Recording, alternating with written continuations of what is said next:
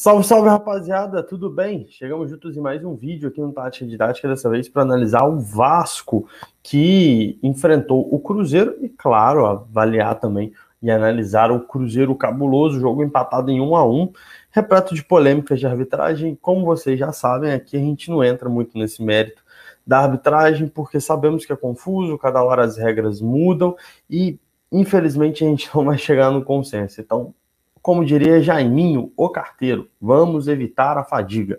Enfim, vamos falar daqui a pouco a respeito disso. Antes eu vou pedir para você se inscrever aqui no nosso canal, que está aqui do lado, o botão para você se inscrever, ativar o sininho para receber as notificações e, claro, deixar o like no vídeo, que é muito importante. Quanto mais like a gente tiver no vídeo, mais pessoas vão assistir. E, claro, te convido a conhecer o nosso Tatiquista, que é o nosso clube de membros, está aqui na descrição. Tem vários e vários benefícios, como desconto para comprar camisa, sorteio de camisas uma vez por mês na faixa 0800, desconto na Universidade do Futebol e também ajuda para começar a apostar na casa de apostas Bet10, e você ajuda muito o nosso projeto a crescer, porque assim nós conseguimos expandir o nosso conteúdo e levar mais análise, levar mais opiniões aí a respeito do futebol e, claro, sempre na tentativa de ensinar um pouco mais sobre o jogo. É isso, passados esses recados paroquiais, vamos para a análise de Vasco 1, Cruzeiro 1, depois da vinheta.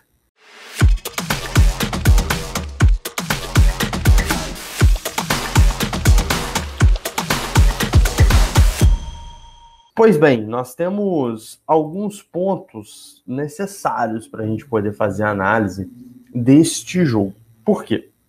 Porque foi um confronto que mobilizou muito, principalmente por conta dos problemas de arbitragem, mas a gente teve um jogo bem interessante, principalmente pelo lado do Vasco. O Vasco demonstrou algumas características que a gente já trouxe no jogo anterior contra o CRB, vou deixar aqui na descrição do vídeo e também no final desse, deixar na descrição, vou deixar aqui em cima para você ver, e também no final desse vídeo vai ficar aqui do lado para você poder clicar e assistir a análise contra o CRB, algumas modificações interessantes por parte do Fernando Diniz, e uma delas é uma busca maior pela jogada ofensiva. Então, em vários momentos do jogo, o Vasco ele chegou a ter uma situação de igualdade numérica, ou seja, o mesmo número de atacantes em relação ao número de defensores do Cruzeiro, principalmente aqui na área. Então, a gente tem, por exemplo, nesse lance, 2 jogadores, Cano e Morato, contra 2 defensores do Cruzeiro. Nesse outro lance, situação bem parecida, 2 jogadores do Vasco contra os 2 defensores do Cruzeiro.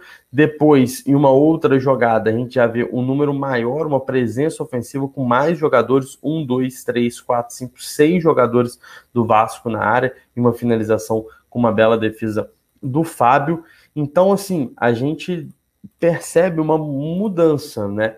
Isso aí já é uma pegada um pouco do Fernando Diniz. Ele já tem mudado, né? Ele mudou um pouco a escalação do Vasco, colocou o Vasco numa condição mais ofensiva. Ele tem deixado apenas um volante, que é o Andrei, faz o meio-campo com o Marquinhos Gabriel e o Nenê, e abre o Léo Jabá, Morato e o Cano. Ou seja, ele faz um 4-3-3 que pode alternar para um 4-1-4-1, que dá a ele mais ofensividade. E tem homens com essa característica. O Marquinhos Gabriel é um jogador que chega na área, o Nenê é um jogador que chega na área, Morato é um jogador que chega na área, e você tem os 2 atacantes, né? Tanto essa válvula de escape com velocidade pelo lado, que é o Léo Jabá, pode ser o Gabriel Peck, enfim, há essas opções, e o Cano ali na frente como referência.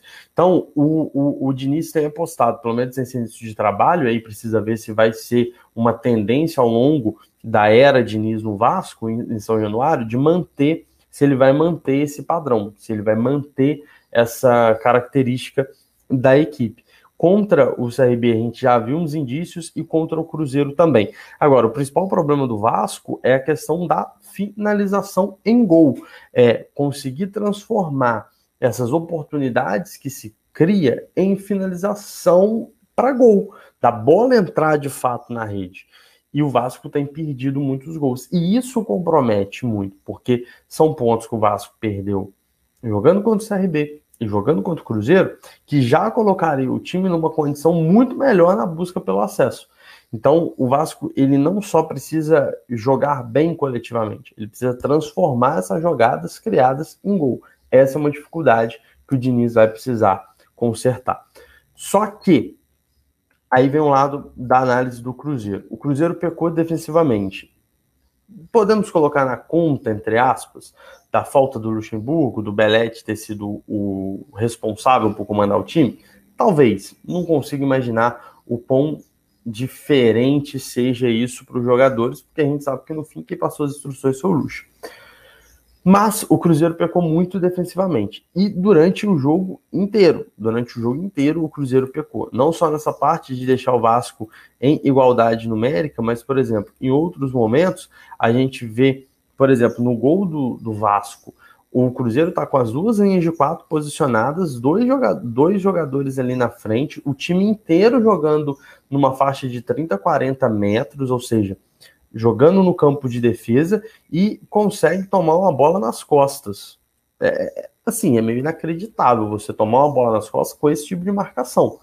E aí você tem, por exemplo, o Morato pegando a bola e, na sequência, no cruzamento, sobra para o Nenê. E, mais uma vez, a gente vê o quê? A falha defensiva. Os jogadores do Cruzeiro concentram todos em cima da bola, não prestam atenção ao posicionamento, à movimentação dos jogadores do Vasco, e o Nenê faz 1-0.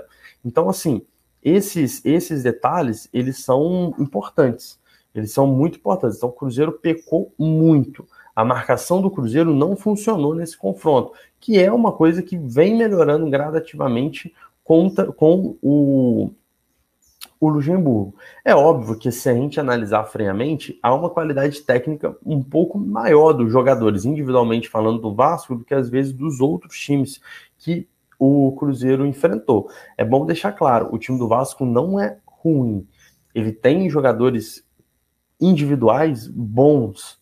O problema do Vasco é o jogo coletivo. Não tinha, nem com Cabo, nem com Lisca. Com o Diniz, aparenta começar a ter. Mas ainda é muito cedo para a gente cravar. Então, mas esse é o desafio e a gente já falou quando o Diniz foi contratado. Inclusive tem vídeo aqui em cima para você poder acompanhar, caso você queira saber mais sobre o Diniz. Então, há essa questão. Então, o Cruzeiro pegou um time com uma qualidade individual maior, e isso pode ter explicado sofrer. Agora, o que é complicado é o Cruzeiro ter essas dificuldades de marcação, e muitas vezes se colocar em condição de igualdade numérica. Então, por exemplo, 6 jogadores do Vasco no campo de ataque, contra 1, 2, 3, 4, 5, 6, 7 do Cruzeiro, ou seja, quase uma situação de igualdade numérica, mas os jogadores do Cruzeiro muito sem tal famoso 1 em 1. Você vê o Cano aqui marcado por 3, mas você tem 3 jogadores do Vasco que não estão sendo marcados, porque você vê que os jogadores do Cruzeiro, eles são muito mais preocupados aonde a bola está indo do que marcar o posicionamento desses jogadores. E aí você vê os 3 já pedindo para receber a bola. Então, há um problema na marcação do Cruzeiro. O Cruzeiro tem uma dificuldade, aí pelo menos apresentou nesse jogo uma dificuldade. A situação de igualdade em outros momentos. Aqui, uma linha de 5 jogadores, movimentação rápida do Cano, já buscando a projeção também. O Léo Jabá, aqui pelo lado esquerdo, também buscando se projetar. E o Cruzeiro com 4 jogadores, né, uma linha de 4 com 5 do Vasco. É porque o Marquinhos Gabriel resolveu finalizar de fora da área. Aí entra aquilo que eu falei, do Vasco ter dificuldade de converter as chances em gol, mas mostra uma falha defensiva do Cruzeiro também.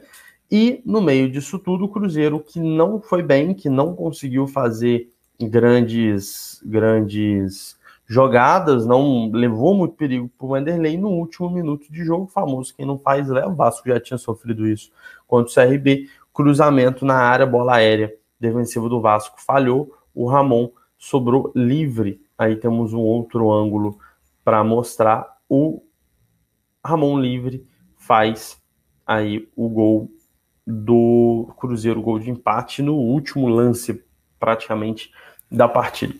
Então o que fica é isso, é um Vasco que tem melhorado ofensivamente, e isso é interessante. O Vasco apresenta umas melhores ofensivas, mas precisa concluir em gol, não tem como.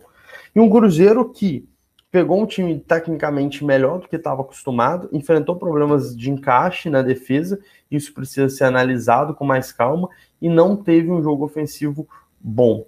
Mas faz parte desse processo de trabalho do Lucha, principalmente num jogo mais difícil e também num Cruzeiro que naturalmente é muito irregular, porque não tem tantas peças assim para reposição. Então depende muito dos jogadores titulares, dos melhores, estarem em bons dias para conseguir fazer bons jogos. É isso, pessoal. Deixe seu comentário aqui. Nosso chat é um espaço aberto, plural e democrático, você sabe disso. Lembre-se de se inscrever aqui no canal, ativar o sininho para receber as notificações. Também vai aparecer o vídeo aqui do último jogo do Vasco, caso você queira analisar, caso você queira saber mais a respeito desse confronto, e eu convido para você olhar na descrição para se tornar um tatiquista, o nosso clube de membros, e estar ajudando o nosso projeto a crescer. Por isso, siga, curta, compartilhe o Tática Didática. Um forte abraço e até o próximo vídeo.